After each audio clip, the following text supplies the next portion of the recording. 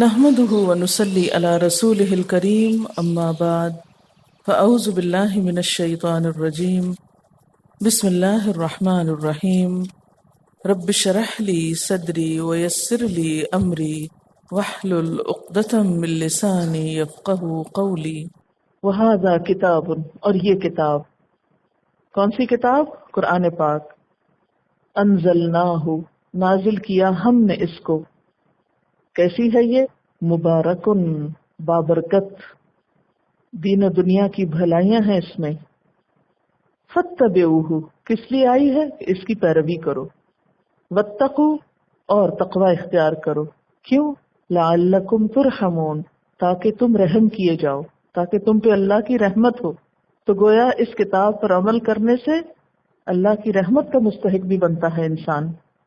تو تورات تو اپنے زمانے کے لیے تھی، لیکن قرآن سب لوگوں کے لیے ہے، تمام اقوام عالم سے مخاطب ہے، قیامت تک کے لیے ہے، ساری انسانیت کے مسائل کا جواب دیتی ہے. اس میں پچھلی آسمانی کتب اور صحائف کو سمو دیا گیا ہے. جو تعلیمات پچھلی کتابوں میں تھی وہ سب اس میں ہیں، اس لیے ادھر ادھر دیکھنے کی ضرورت نہیں. سیدھے رستے پہ چلنا چاہتے ہو اس کو تھام لو، بہت فائدہ ہوگا اس سے. مبارک ہے، مبارک ہے، برکتیں ہی برکتیں ہیں. قرآن پاک میں مبارک کا لفظ بارش کے لیے بھی استعمال ہوتا ہے. بارش جب آتی ہے تو کیا ہوتا ہے؟ کوئی برکت آتی؟ ایک دم موسم خوشگوار ہو جاتا ہے، ہوا میں خوشبو ہو جاتی ہے، سب مٹی دھل جاتی ہے، زمین میں پڑتی ہے تو زمین سرسبز ہو جاتی ہے. طرح طرح کے ایسے پودے نکل آتے ہیں جو اس سے پہلے کبھی آپ نے دیکھے ہی نہ ہو. اور یہ کتاب کس لیے نازل کی گئی؟ ان تقولو، کہیں تم یہ نہ کہو. اصل میں تھا اللہ تقولو، کہ تم یہ نہ کہو. کیا؟ انما، بے شک، انزل الکتاب، نازل کی گئی کتاب، علی طائفتین من قبلنا، ہم سے پہلے دو گروہوں پر. کون سے دو گروہ؟ یہود و نصارہ. وَإِن كُنَّا عَن دِرَاسَتِهِمْ لَغَافِلِينَ، اور ہم ان کے پڑھنے پڑھانے سے البتہ غافل تھے. ہمیں تو کچھ پتہ نہ تھا ان کی کتابوں میں کیا لکھا ہوا ہے، کیونکہ ویسے بھی انہوں نے کتابیں لاک میں رکھی ہوئی تھی، عوام کو نہیں پڑھنے دیتے تھے. تو اے اہل مکہ، ہم نے تمہاری طرف یہ کتاب بھیجی ہے تاکہ تم یہ عذر اور بہانہ نہ کر سکو کہ پہلے لوگوں کے پاس تو کتابیں تھیں اس لیے وہ ہدایت یافتہ تھے، ہمارے پاس تو کچھ بھی نہ تھا اور وہ ہماری زبان میں بھی نہ تھیں اور ہم ان کے پڑھنے پڑھانے کو سمجھتے نہ تھے. او تقولو، یا کہیں تم یہ نہ کہو، لو انا انزل علینا الکتاب، کہ اگر کتاب ہم پر نازل کی گئی ہوتی، لکننا اہدا منہم، تو ہم ان سے زیادہ ہدایت یافتہ ہوتے. یعنی تم کہیں یہ بہانہ بھی نہ کرو کہ ہمیں کتاب ملتی تو ہم زیادہ اچھا عمل کر کے دکھاتے. فقد جاءکم بینۃ من ربکم، پس تحقیق آ چکی تمہارے پاس کھلی نشانی، روشن دلیل تمہارے رب کی طرف سے. وہدن، اور ہدایت، ورحمتن، اور رحمت. اب اس کتاب کے لیے کیا لفظ استعمال ہوئے؟ بینہ، ہدا، رحمت. فمن ازلم، تو کون بڑا ظالم ہے، ممن کذب بآیات اللہ، اس سے بڑھ کر جو اللہ کی آیات کو جھٹلائے. وصدف عنہا، اور ان سے منہ موڑے. صدف سی پی کا میں نے آپ کو بتایا تھا نا، وہ بھی مڑی ہوئی ہوتی ہے نا. تو صدف عنہا یعنی اس کتاب کو چھوڑ کے منہ موڑ جائے. سنجزی الذین یصدفون عن آیاتنا سوء العذاب، ان قریب ہم جزا دیں گے ان لوگوں کو جو ہماری آیات سے منہ موڑتے ہیں. کیا جزا دیں گے، کیا بدلہ دیں گے؟ سوء العذاب، برا عذاب. کیوں؟ بما کانوا یصدفون، کیونکہ وہ منہ موڑتے تھے. جس سے کیا پتہ چلتا ہے؟ کتاب کے آنے کے بعد اگر کوئی شخص جان بوجھ کر اس سے روگردانی کرتا ہے، منہ موڑتا ہے، تو نمبر 1 وہ بہت بڑا ظالم ہے، نمبر 2 وہ اپنے ظلم کا بدلہ چکھے گا. هل ينظرون، پھر اللہ تعالیٰ پوچھتے ہیں کہ وہ کس بات کا انتظار کر رہے ہیں؟ کیا وہ انتظار کر رہے ہیں اس بات کا؟ الا ان تأتیہم الملائکہ، کہ ان کے پاس فرشتے آ جائیں. یعنی کیا یہ اس بات کے منتظر ہیں کہ ان کے پاس فرشتے آئیں؟ کس کام کو؟ ان کی روحیں قبض کرنے کے لیے. کیا یہ اس وقت ایمان لائیں گے؟ او یأتی ربک، یا تیرا رب خود آ جائے. تب مانیں گے، یعنی اللہ تعالیٰ کو اپنے سامنے پائیں پھر عمل کریں گے۔ او یأتی بعض آیات ربک، یا تیرے رب کی بعض نشانیاں سامنے آ جائیں، یعنی قیامت کے آنے سے پہلے جو نشانیاں آنے والی ہیں ان میں سے کوئی نشانی ظاہر ہو جائے تو پھر یہ ایمان لائیں گے، پھر یہ اس کتاب کو پڑھیں گے اور اس پر عمل کریں گے۔ تو بات یہ ہے کہ فرشتے کے آنے پر تو توبہ قبول نہیں ہوگی، عمل کا وقت ختم ہو جائے گا، کیونکہ موت کے وقت کا ایمان معتبر ہی نہیں۔ اسی طرح معجزہ آنے کے بعد جبرن منوانا، یہ بھی کوئی معتبر بات نہیں، یعنی معجزہ دیکھ کے جبری طور پر اگر کوئی شخص کسی بات کو قبول کرتا ہے تو اس کی بھی کوئی حیثیت نہیں۔ اور ایسے ہی قیامت کے قریب جب نشانیاں نظر آنے لگیں گی تو پھر بھی توبہ قبول نہ ہوگی۔ نبی صلی اللہ علیہ وسلم نے فرمایا کہ جب 3 چیزیں ظاہر ہوں گی تو کسی کا ایمان لانا فائدہ نہ دے گا جو پہلے سے ایمان نہ لایا ہو۔ نمبر 1 دجال، نمبر 2 دابت الارض، اور نمبر 3 سورج کا مغرب سے طلوع ہونا۔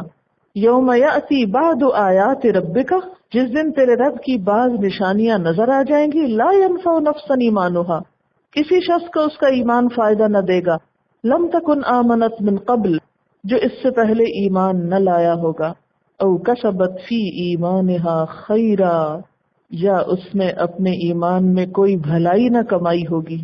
ایمان میں بھلائی کمانے کا کیا مطلب ہے؟ یعنی ایمان لا کر نیک عمل کرنا۔ قل انتظروا انا منتظرون، کہہ دیجئے اچھا تم انتظار کرو، ہم بھی انتظار کرتے ہیں۔ اس آیت سے کیا پتہ چلتا ہے کہ اپنے آپ کو بدلنے کا، اصلاح کرنے کا، توبہ کرنے کا بھی ایک وقت مقرر ہے۔ حدیث میں آتا ہے ان توبۃ العبد یقبل ما لم یغرغر، بندے کی توبہ اس وقت تک قبول ہوتی ہے جب تک کہ وہ یغرغر نہیں کرتا، یعنی اس کی سانس نہیں اکھڑتی۔ جب ملک الموت پہنچ جاتا ہے اور سانس اکھڑنے لگتی ہے تو پھر توبہ فائدہ نہیں دیتی۔ پیچھے بھی آپ پڑھ چکے نا، وَلَيْسَتِ التَّوْبَةُ لِلَّذِينَ يَعْمَلُونَ السَّيِّئَاتِ حَتَّى إِذَا حَضَرَ أَحَدَهُمُ الْمَوْتُ قَالَ إِنِّي تُبْتُ الْآنَ، توبہ اس شخص کے لیے بھی نہیں ہے کہ جو برے کام کرتا رہتا ہے یہاں تک کہ جب ان میں سے کسی ایک کی موت کا وقت آتا ہے تو کہتا ہے میں اب توبہ کرتا ہوں۔ ایسے شخص کی توبہ قبول نہیں ہوتی۔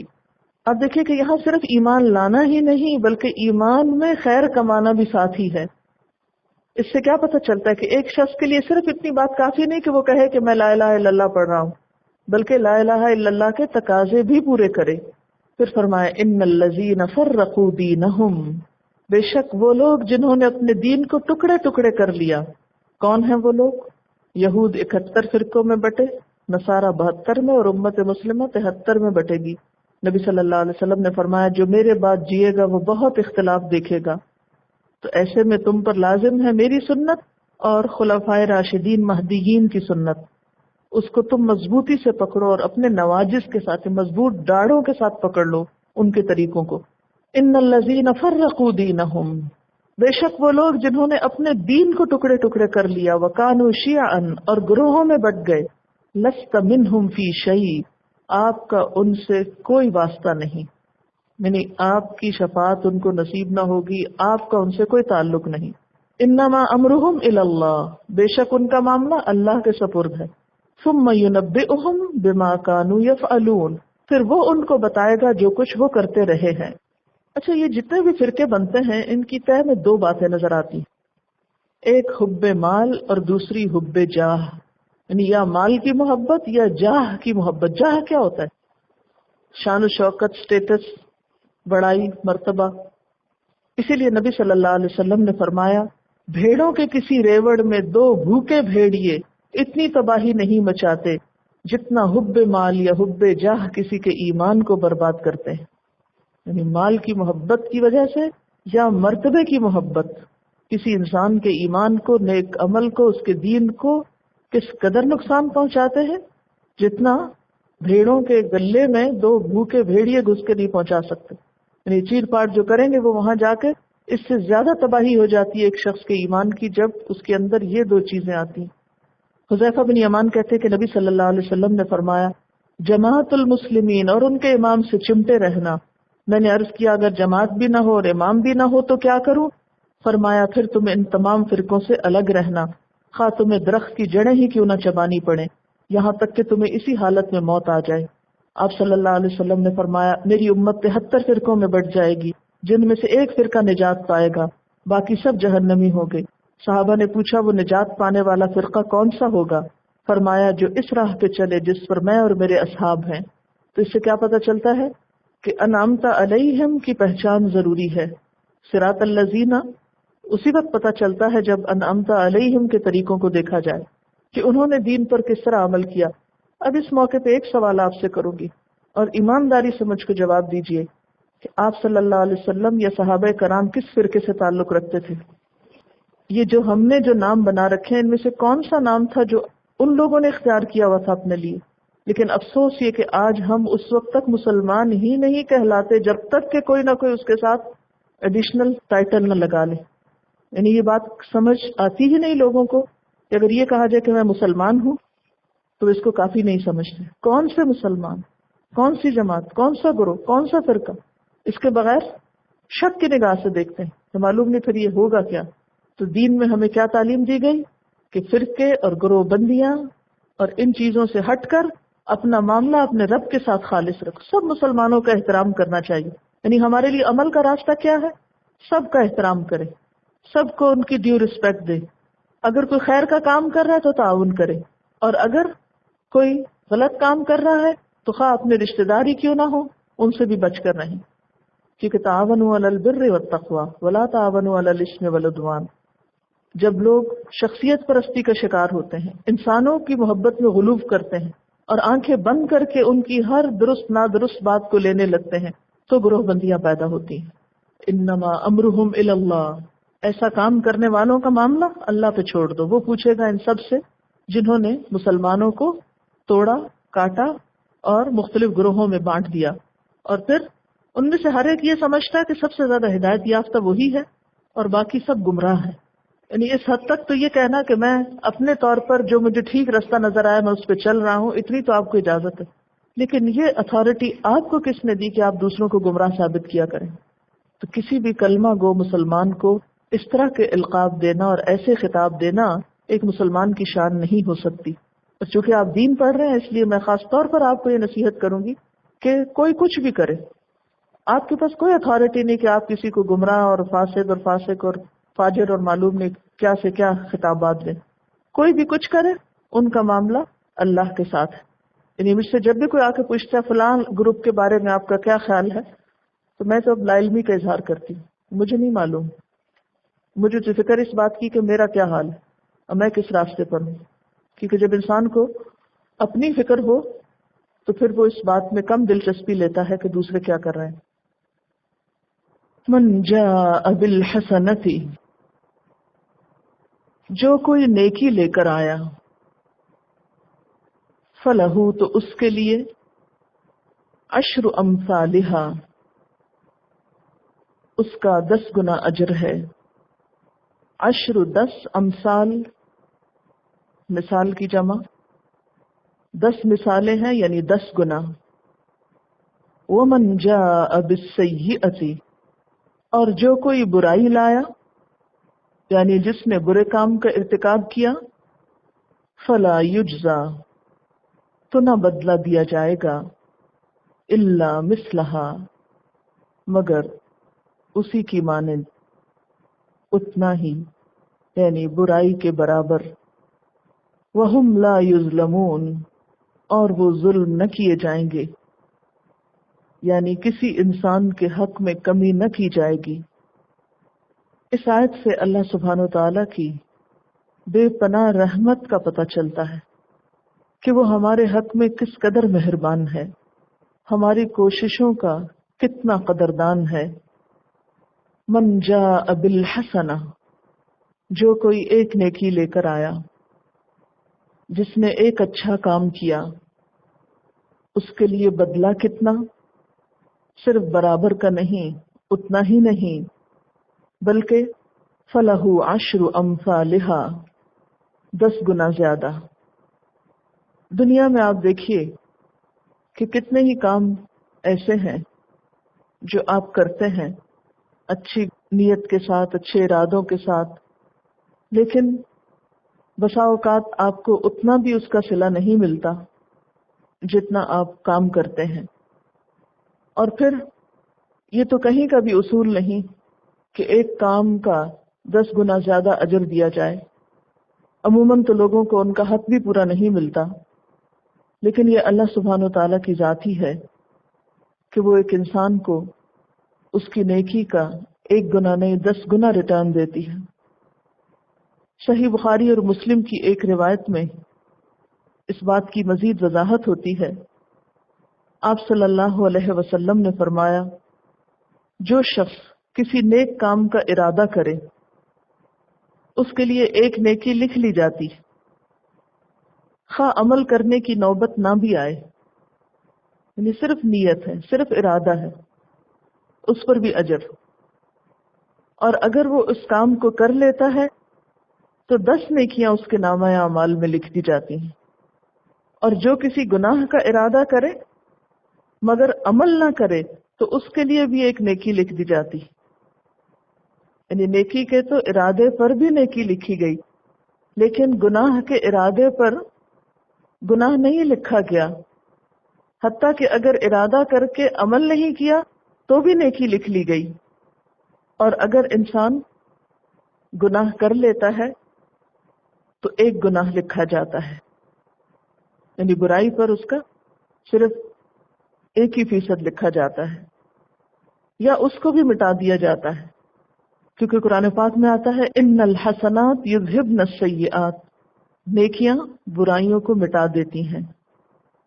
وضو کی حدیث میں آپ نے پڑھا ہوگا کہ جب بندہ مومن وضو کرتا ہے اور ہاتھ دھوتا ہے تو ہاتھوں کے گناہ پانی کے ساتھ بہہ جاتے ہیں. اسی طرح چہرہ دھوتا ہے یا پاؤں دھوتا ہے یا جسم کے دیگر اعضاء دھوتا ہے، حتیٰ کہ آخری قطرہ ٹپکنے کے ساتھ بھی گناہ ٹپکتا ہے. ایسے ہی انسان جب کسی بھی غلط کام کے بعد توبہ کرتا ہے یا اللہ کو یاد کر لیتا ہے تو اس کا گناہ مٹ جاتا ہے. تو یہاں پر بھی کیا فرمایا کہ جو گناہ کرتا ہے وہ ایک ہی لکھا جاتا ہے یا اس کو بھی مٹا دیا جاتا ہے. اس عفو و کرم کے ہوتے ہوئے اللہ کے دربار میں صرف وہی ہلاک ہو سکتا ہے جس نے ہلاک ہونے کی ٹھان رکھی ہے. یعنی اللہ سبحانہ و تعالیٰ کا اتنا کرم، اتنا احسان موجود ہے، لیکن اس کے باوجود اگر کوئی شخص اپنی آخرت بگاڑتا ہے تو پھر وہ اس کا اپنا ہی قصور ہے، ورنہ اللہ کا رحم و کرم تو بہت وسیع ہے. جیسے کہ قرآن پاک کی ایک آیت میں آتا ہے کتب ربکم علی نفسہ الرحمہ، اللہ نے اپنی ذات پر رحمت کو لکھ رکھا ہے. تو من جاء بالحسنۃ فلہ 10 امثالھا، جس نے ایک نیکی کی اس کا 10 گنا اجر. گویا 1 گنا اجر کب ہے؟ جب صرف نیت ہی کرے، ارادہ ہی کرے. 10 گنا کم از کم، یہ منیمم ہے. یہ نہیں کہ 10 سے زیادہ نہیں مل سکتا، یعنی 10 سے کم نہیں ہوگا، 10 تو ضرور ہوگا. ہاں زیادہ وہ پھر ہر انسان کے اخلاص، کوشش اور طریقے کے مطابق زیادہ سے زیادہ بڑھتا چلا جائے گا. جیسا کہ آپ جانتے ہیں کہ انما الاعمال بالنیات، عمل کا دار و مدار نیت پر ہے. جس عمل میں نیت جتنی زیادہ خالص ہوگی، جتنی زیادہ اللہ کی رضا اور اس کا قرب کا حصول انسان کے ارادے میں ہوگا، اتنا ہی زیادہ اس کا اجر بڑھتا چلا جائے گا، خواہ بظاہر دیکھنے میں وہ عمل معمولی اور چھوٹا سا ہی کیوں نہ ہو. اللہ تعالیٰ تو بندے کی چھوٹی چھوٹی کوششوں کو بھی قبولیت کا درجہ عطا کرتا ہے. اسی طرح اس نیک عمل کا اجر و ثواب بڑھ جاتا ہے جو جتنا زیادہ سنت کے قریب ہوتا ہے، کیونکہ نبی صلی اللہ علیہ وسلم اللہ تعالیٰ کی محبوب ترین ہستی ہے. اور ہم سے بھی کیا تقاضا کیا گیا کہ ہم اپنے ہر عمل کو آپ کے طریقے پر کریں تاکہ ہم بھی اللہ تعالیٰ کی نگاہوں میں پیارے ہو جائیں. تو جس کا عمل جتنا زیادہ قریب ہوگا آپ کے عمل کے، اتنا ہی زیادہ اس کا اجر بھی زیادہ ہوگا۔ یہی وجہ ہے کہ ہم دیکھتے ہیں کہ صحابہ کرام اس بات کے شوق میں رہتے تھے۔ حضرت عبداللہ بن عمر رضی اللہ تعالیٰ عنہ کے بارے میں خاص طور پر آتا ہے کہ وہ آپ کے ایک ایک عمل کے پیچھے بہت غور کرتے، بہت کلوزلی واچ کرتے کہ آپ کون سا کام کیسے کرتے ہیں تاکہ اس کے مطابق ہر کام ہو سکے۔ مثلاً یہاں تک آتا ہے کہ آپ کچھ مخصوص احادیث بیان کرتے ہوئے اپنے گریبان کا اوپر والا بٹن کھول لیا کرتے تھے، اور وہ یہ کہتے تھے کہ میں نے جب آپ صلی اللہ علیہ وسلم سے یہ بات سنی تھی تو آپ کا بھی اوپر والا بٹن کھلا ہوا تھا۔ یعنی یہاں تک وہ گہری آبزرویشن رکھتے، اور یہ ساری بات انٹرسٹ کی ہے، شوق کی ہے۔ جس چیز سے جتنی محبت ہوگی، جس چیز کے لیے جتنا شوق ہوگا، اور جس چیز کی جتنی ہماری نگاہوں میں قدر و قیمت ہوگی، اتنا ہی زیادہ ہماری آبزرویشن کا لیول بڑھ جائے گا، اور پھر اتنا ہی زیادہ بہتر طور پر ہم عمل بھی کر سکیں گے۔ مثلا چھوٹی سی بات ہے، جوتا اتارنے میں ہم اکثر بھول جاتے ہیں کیونکہ بچپن سے ہمیں عادت نہیں ڈالی گئی، اور اب بھی ہم دیکھیں کہ ہم اپنے بچوں کو کہاں عادت ڈال رہے ہیں کہ وہ ابھی سے ہی سیکھ جائیں اور بڑے ہونے تک ان کو ایسی مشکل نہ ہو۔ اب زندگی میں ہم نے مثلا جوتا کتنی دفعہ پہنا اور اتارا ہوگا، کچھ یاد ہے؟ دن میں ایوریج کیا ہوتی ہے؟ کم از کم بھی 8-10 دفعہ تو یہ عمل ہوتا ہی ہے۔ چلیے ایوریج ہم 10 دفعہ بھی لگائیں ایک دن میں، تو سال کے 365 دن، تو جوتا پہننے اور اتارنے کے عمل کو ہی آپ دیکھ لیجئے کہ اگر ہم صرف اس میں ہی سنت کی پابندی کرتے ہوتے تو اب تک ہمارے نامہ اعمال میں کتنی نیکی کا اضافہ ہو چکا ہوتا، جو ہم نے صرف اپنی سستی، لا علمی اور کاہلی کی وجہ سے موقع گنوائے ہیں۔ اسی طرح لباس پہنتے ہوئے اور بہت سے کام کرتے ہوئے، یہ سب وہ کام ہیں جو ہمیں روز کرنا ہی ہوتے ہیں، اس کے بغیر گزارا ہی نہیں۔ لیکن ان کاموں میں بھی ایک ادب، سلیقہ اور ایک خوبصورتی جو نبی صلی اللہ علیہ وسلم نے مینرز ہم کو سکھائے، اگر اس کے مطابق ہم کرتے چلے جائیں تو اجر و ثواب بے پناہ بڑھتا چلا جائے، اور ایک دفعہ ایک سنت آپ فالو کریں تو 10 نمبر اس پر، اور یہ کم از کم ہے۔ اور پھر جتنے شوق اور محبت کے ساتھ کریں، کیونکہ بعض اوقات ہم فالو بھی کر لیتے ہیں لیکن بس کسی کے دباؤ پہ ہے، کوئی دیکھ رہا وہ کیا کہے گا، یا کسی کے کہنے پہ، یا مجبوری کے مارے، ہائے اب کیا کروں، ساری زندگی تو بائیں ہاتھ سے کیا، اب دایاں کروں، بڑا مشکل ہے، مجھ سے نہیں ہوتا۔ یہ بھی بھلا کیا بات ہے؟ اللہ تعالیٰ تو دیکھ رہا ہے کہ ہمارے جذبے کیا ہیں، اور اللہ تعالیٰ ان کو بھی دیکھ رہا ہے کہ جو آخری عمر میں بھی سیکھنے کی کوشش میں ہیں۔ ایسے ہی لوگ جو محبت اور شوق سے ایک کام کرتے ہیں، اللہ تعالیٰ ان کے اس جذبے کا بھی قدردان ہے، اور ایک آیت کے مطابق اللہ تعالیٰ ایسے لوگوں کی خطاؤں کو بھی نیکیوں سے بدل دیتے ہیں۔ یعنی جو اس بات سے حسرت بھی کرے کہ کاش مجھے پہلے پتا چلتا اور میں پہلے ہی یہ سب کچھ کر لیتا، تو اللہ تعالیٰ اس کے دل کے اس تڑپ کو بھی جانتے ہیں، اور وہ پچھلی خطاؤں کو بھی نیکیاں بنا دیتے ہیں۔ لیکن یہ پھر ہمارے اوپر ہے کہ ہم چاہتے کیا ہیں، ہماری نیت اور ارادہ کیا ہے۔ تمن جاء بالحسنۃ فلہ عشر امثالها، جو شخص ایک نیکی لایا اس کے بدلے میں اس کے لیے 10 گنا اجر ہے، اور پھر زیادہ سے زیادہ، جیسے آپ پیچھے پڑھ چکے ہیں کہ 700 گنا تک اجر ہوتا ہے۔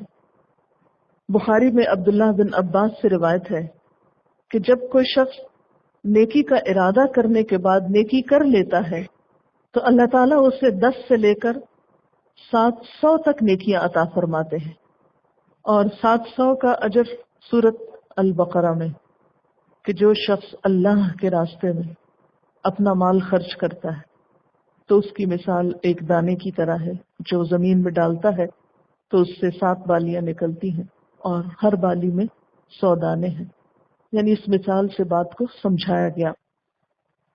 حضرت ابو ہریرہ رضی اللہ تعالیٰ عنہ کہتے ہیں آپ صلی اللہ علیہ وسلم نے فرمایا اللہ تعالیٰ فرماتے ہیں اور اس کا فرمانا سچ ہے، یعنی بہلانا نہیں، سچ کہنا ہے۔ بہلانا کیا ہے؟ جیسے آپ بچوں کو کہتے ہیں تم یہ کام کرو دیکھنا میں تمہیں بہت بڑا انعام دوں گی، اور پھر سب بھول جاتے ہیں آپ۔ اللہ تعالیٰ کا فرمانا ایسا نہیں، اور اس کا فرمانا سچ ہے کہ جب میرا بندہ نیکی کا ارادہ کرے تو اے فرشتوں اس کی ایک نیکی لکھ لو، کر چکے تو 10 نیکیاں لکھو، اگر برائی کا ارادہ کرے تو کچھ نہ لکھو، اور اگر کر چکے تو ایک ہی برائی لکھو، اور اگر نہ کرے تو اس کے لیے بھی نیکی لکھ دو۔ اور پھر آپ نے یہی آیت پڑھی، اور پھر وہ مشہور حدیث بھی آپ نے سن رکھی ہوگی کہ اللہ سبحانہ وتعالیٰ فرماتے ہیں کہ جو بندہ میری طرف ایک بالشت قریب ہوتا ہے، یعنی میرے راستے پہ چلنے کے لیے میری طرف بڑھتا ہے، میں ایک ہاتھ اس کے قریب ہو جاتا ہوں۔ چھوٹی انگلی سے انگوٹھے تک کے درمیان کا فاصلہ بالشت کہلاتا ہے، اور ہاتھ کس کو کہتے ہیں؟ یعنی یہ ہاتھ سے لے کے یہاں تک اس کو۔ پھر اسی طرح اور اگر وہ میری طرف پیدل کی رفتار سے آتا ہے تو میں اس کی طرف تیز گامی سے بڑھتا ہوں، یعنی دوڑ کر آتا ہوں، کیونکہ اللہ سبحانہ وتعالیٰ کے خزانے بہت وسیع ہیں۔ یہ ہماری ہی ہمتیں اور نیتیں چھوٹی ہیں اور کم ہیں، یا ہم مایوس ہو جاتے ہیں یا ہمت ہار بیٹھتے ہیں، لیکن اللہ تعالیٰ کے ہاں کسی چیز کی کمی نہیں۔ ایک اور حدیث میں آتا ہے اللہ تعالیٰ فرماتے ہیں، اور جن احادیث میں یہ بات آتی ہے کہ اللہ تعالیٰ فرماتے ہیں، وہ حدیث قدسی کہلاتی ہے۔ اے ابن آدم، اگر تو نے مجھ سے دعا کی اور امید لگائی تو میں تیرے سارے گناہوں کو معاف کر دوں گا اور پرواہ نہ کروں گا، یعنی مجھے کچھ مشکل نہیں معاف کرنے میں۔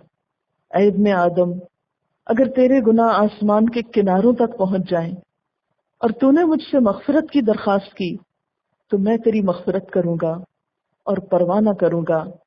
اے ابن آدم، اگر تو زمین کے برابر خطا کاریاں لے کر میرے پاس آئے اور مجھ سے اس حال میں ملے کہ تو نے میرے ساتھ کوئی شرک نہ کیا ہو تو میں تجھے زمین کی وسعتوں کے برابر مغفرت عطا کروں گا۔ یعنی کوئی انسان کبھی بھی کسی حال میں بھی مایوس نہ ہو، چاہے وہ کتنی بڑی خطا کر چکا ہو، کتنا بڑا گناہ کر چکا ہو، اور گناہ کر کر کے اس نے زمین بھر ڈالی ہو، لیکن پھر بھی اگر وہ پلٹتا ہے اور سچے دل سے توبہ کرتا ہے تو اللہ تعالیٰ اپنی رحمت سے اس کو ڈھانپ لیتا ہے، اور اس کی رحمت اتنی وسیع ہے کہ ان سارے گناہوں کے بدلے میں اس کے لیے نیکی لکھ لی جاتی ہے، کیونکہ وہ پلٹ آیا۔ تو پلٹنا ایسا ہی ہے نا کہ جیسے کسی چیز کو الٹ دینا۔ مثلاً اگر کسی نے اپنا نامہ اعمال سیاہ کر رکھا تھا گناہوں سے، تو جب اس کا ورق پلٹا دیا اس نے اور نئی زندگی شروع کرنے لگا تو وہ سفید طرف نکل آئی نا، وہ سب برائیاں جو ہیں وہ اس کی بھلائیوں میں بدل گئیں۔ لیکن یہ اسی وقت ہو سکتا ہے جب واقعی ہماری نیت بہت اچھی ہو اور ہم رو کر اللہ تعالیٰ سے معافی مانگتے ہوئے اپنے رب کی طرف رجوع کریں۔ وَمَنْ جَاءَ بِالسَّيِّئَةِ فَلَا يُجْزَى إِلَّا مِثْلَهَا، اور جس نے کوئی برائی کی تو اس کے لیے بس اتنا ہی بدلہ ہے۔ وَهُمْ لَا يُظْلَمُونَ، اور وہ ظلم نہ کیے جائیں گے۔ وآخر دعوانا ان الحمد للہ رب العالمین۔ سبحانک اللہم وبحمدک نشہد ان لا الہ الا انت نستغفرک ونتوب الیک۔ السلام علیکم ورحمۃ اللہ وبرکاتہ۔